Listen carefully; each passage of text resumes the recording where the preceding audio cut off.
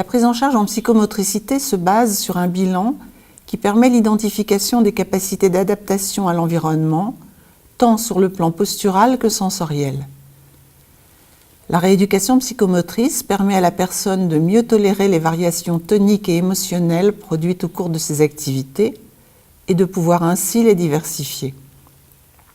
Bien sûr, chaque psychomotricien possède sa boîte à outils et individualise ses prises en charge.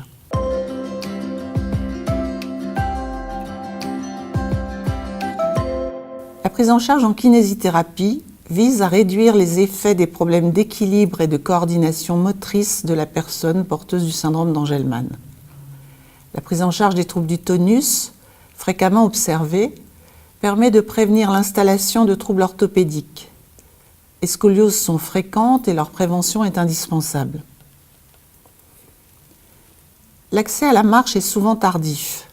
Il est d'autant plus important de favoriser le déplacement, avec une planche à roulettes ou un déambulateur par exemple. On veillera à faciliter les postures, à les sécuriser pour que l'enfant puisse se concentrer sur l'activité dans laquelle il s'engage.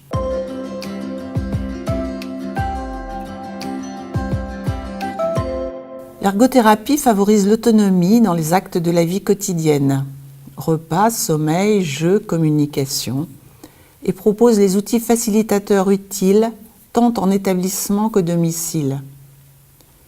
Une évaluation permet de situer les besoins de chacun pour lui proposer les outils et stratégies adaptés.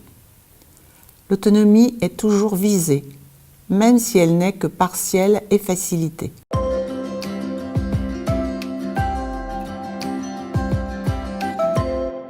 La personne porteuse du syndrome d'Angelman relève d'une prise en charge orthophonique qui cible les troubles de l'oralité, c'est-à-dire l'alimentation et la déglutition salivaire, et ceux de la communication. Cette prise en charge doit être la plus précoce possible, régulière et établie dans la durée, en partenariat avec les parents, pour éviter les surhandicaps consécutifs à ces troubles.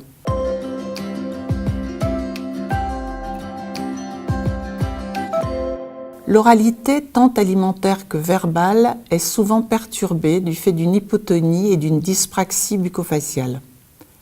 La rééducation se déroule tant au repas qu'en dehors des repas. Elle facilite la prise alimentaire dans ses différentes étapes, succion, cuillère, mastication, l'hydratation, elle aussi, la respiration nasale, la déglutition salivaire, la communication non verbale par les mimiques, et les capacités articulatoires éventuelles.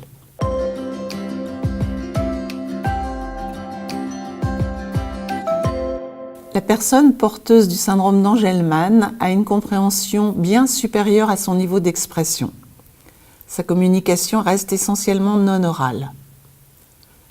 L'orthophonie accompagne la mise en place d'une communication alternative et améliorée, appelée CAA, qui passe par les gestes, l'utilisation d'objets et de supports imagés, signes ou photos, images, pictogrammes, sur classeur, tablette, ordinateur, avec ou sans synthèse vocale.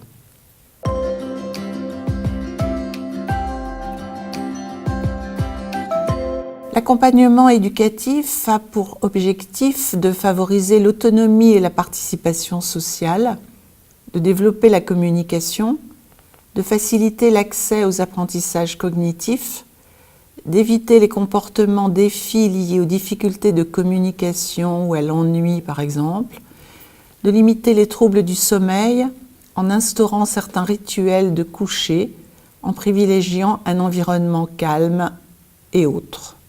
Certains apprentissages deviennent possibles à l'âge adulte du fait de la maturation neurologique tardive et d'une diminution de l'hyperactivité. Quel que soit l'âge de la personne, il est essentiel de travailler en partenariat.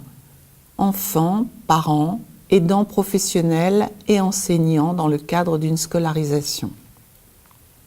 Toutes les approches sont pluridisciplinaires et transdisciplinaires. Chacun apporte ses compétences spécifiques à un projet commun, qu'il soit éducatif, axé sur la communication ou sur la motricité.